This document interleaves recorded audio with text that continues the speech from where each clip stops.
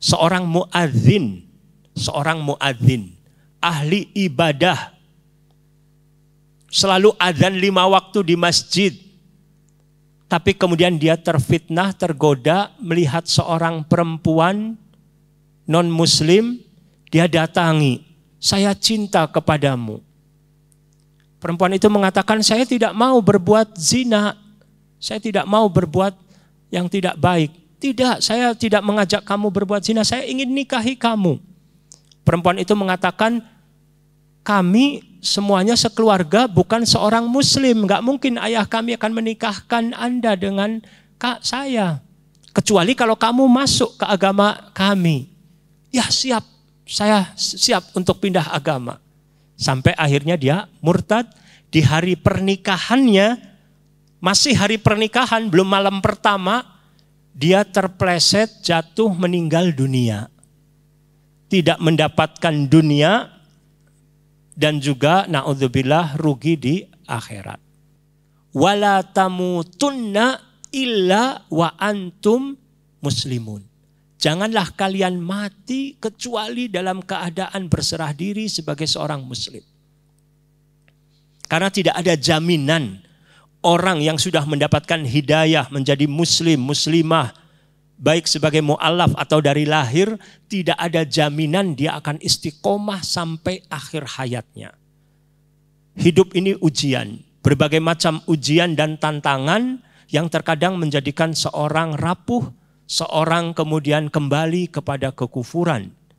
Maka kita perlu doa di sini kepada Allah yang membolak-balikan hati agar menetapkan hati kita selalu berada di atas rel agama Allah. Sebelum mulai, yuk dukung dakwah Fethizon TV dengan like, subscribe, dan nyalakan notifikasi. Jazakumullahu khairan katsira.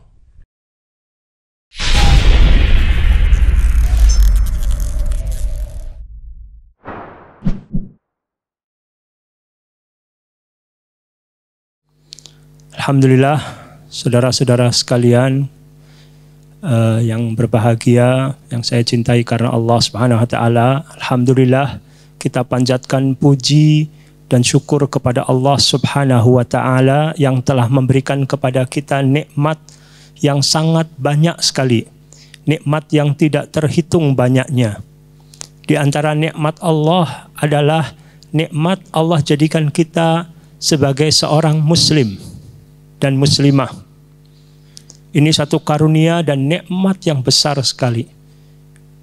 Al-yauma akmaltu lakum dinakum wa atmamtu alaikum ni'mati wa raditu lakumul islama dina. Di surat Al-Maidah ayat 3. Pada hari ini telah aku sempurnakan bagi kalian agama kalian dan telah aku cukupkan nikmatku kepada kalian dan aku ridha Islam sebagai agama bagi kalian. Di antara nikmat Allah Subhanahu wa taala adalah Allah jadikan kita sebagai orang-orang yang bersaudara. Allah berikan nikmat pendengaran, penglihatan untuk kita bisa menuntut ilmu, dan masih banyak nikmat lainnya, nikmat sehat dan lain sebagainya ya. Kita setiap hari berdoa kepada Allah saat sholat dengan doa ihdinas siratal mustaqim. Ya Allah, berilah kepada kami petunjuk, hidayah ke jalan yang lurus. Minimal 17 kali sehari semalam kita berdoa mohon hidayah. Belum lagi kalau kita tambah dengan sholat-sholat sunnah, rawatibnya, sholat malamnya, sholat duha, berarti lebih banyak dari 17 kali dalam sehari semalam mohon hidayah. Padahal kita sudah muslim, kok masih tetap mohon hidayah?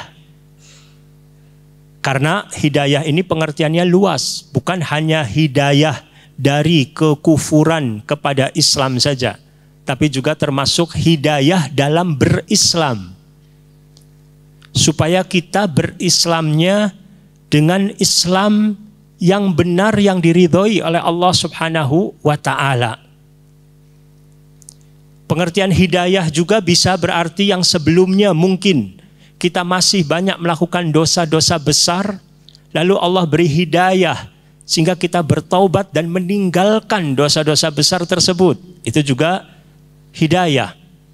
Yang sebelumnya kita durhaka kepada orang tua, berkata dengan kata yang kasar, yang keras misalnya, menyakiti hati, dan seterusnya. Selama menyakiti hati artinya bukan di jalan kita mencari ridha Allah, orang tua menghalangi kita untuk mencari ridha Allah, bukan ya. Tapi dalam pengertian yang lain, kita menyakiti hatinya dalam muamalah, ini adalah suatu dosa besar. Lalu Allah beri hidayah, maka kita menjadi anak yang berbakti pada orang tua. Itu juga dikatakan hidayah.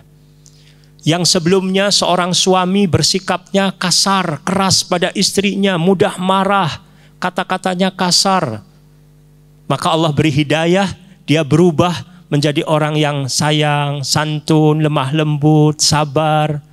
Begitu pula seorang istri yang sebelumnya mungkin tidak taat pada suami, suka membantah, berkata keras dan lain sebagainya, dapat hidayah, kemudian menjadi istri yang salehah, yang taat dan seterusnya gitu ya. Jadi pengertian ibadah apa hidayah adalah luas.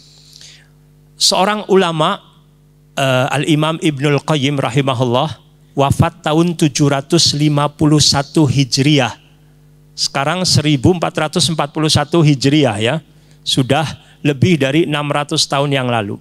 Dalam sebuah bukunya, beliau menyampaikan permohonan kita kepada Allah berupa hidayah, itu ada 3 poin yang kita minta kepada Allah. Ihdinas siratal mustaqim itu ada 3 poin yang kita minta. Yang pertama, kita mohon kepada Allah agar Allah beri petunjuk kepada kita supaya kita dapat membedakan mana yang hak, mana yang batil, mana yang baik, mana yang buruk, mana yang hidayah, mana yang dolalah, kesesatan. Karena masih banyak dari petunjuk-petunjuk Allah yang belum kita ketahui. Di sini poin pertama ini yaitu kita mohon kepada Allah ilmu yang bermanfaat. Ada doa-doa yang lebih spesifik lagi tentang ilmu yang bermanfaat ya. Rabbi zidni ilma warzuqni fahma subhanaka la ilma lana illa ma 'allamtana innaka antal alimul hakim. Allahumma inna nas'aluka ilman nafi'an wa qalban khashi'an wa lisanan dzakira wa amalan mutaqabbala dan seterusnya. Banyak doa-doa yang lebih spesifik. Tapi ketika kita mohon kepada Allah ihdinas siratal mustaqim, harus ada niat di kita bahwa di antara makna ihdinas siratal mustaqim itu minta kepada Allah ilmu yang bermanfaat.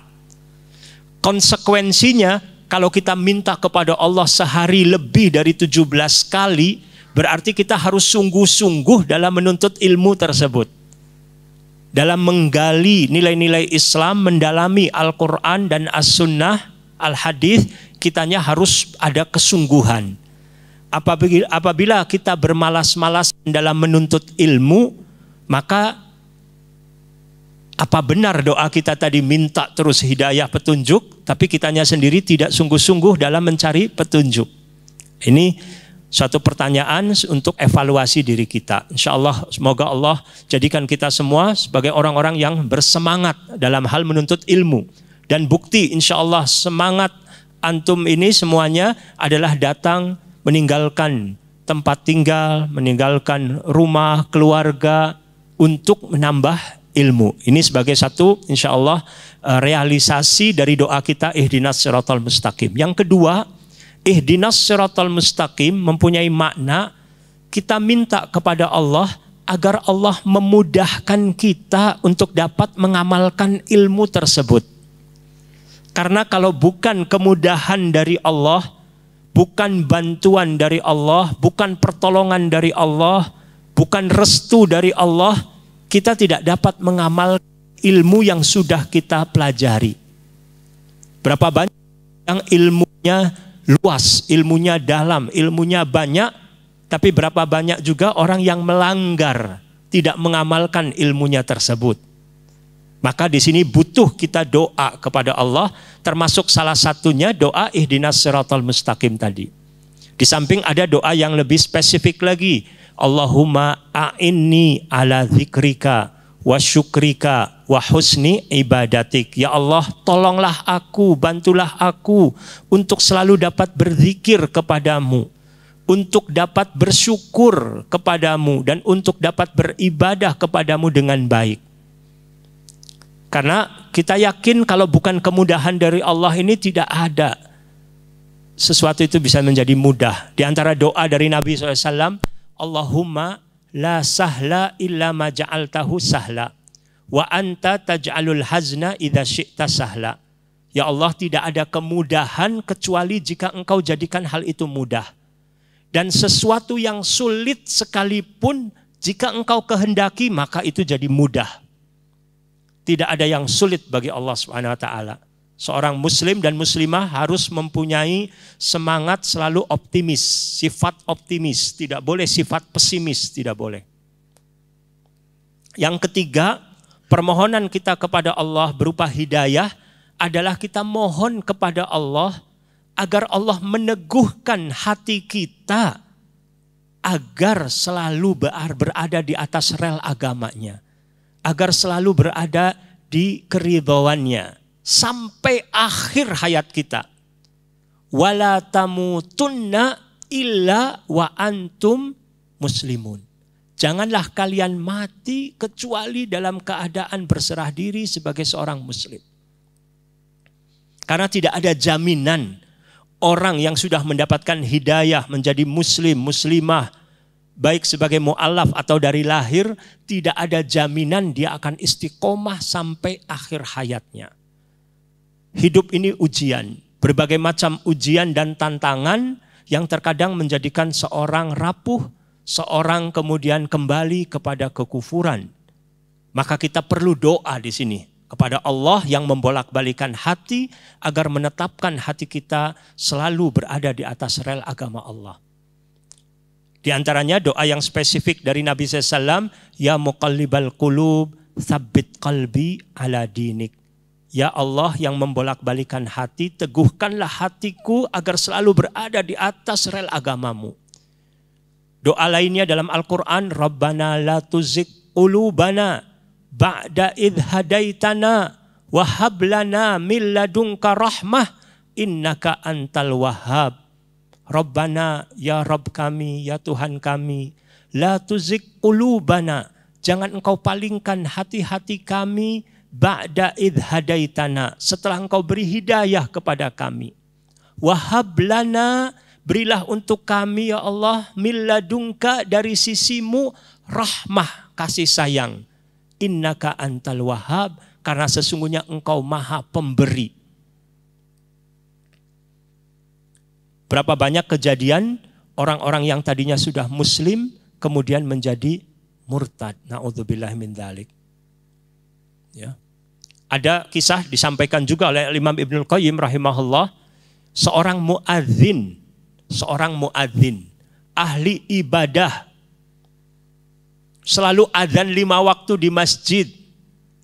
Tapi kemudian dia terfitnah, tergoda melihat seorang perempuan non-muslim, dia datangi, saya cinta kepadamu.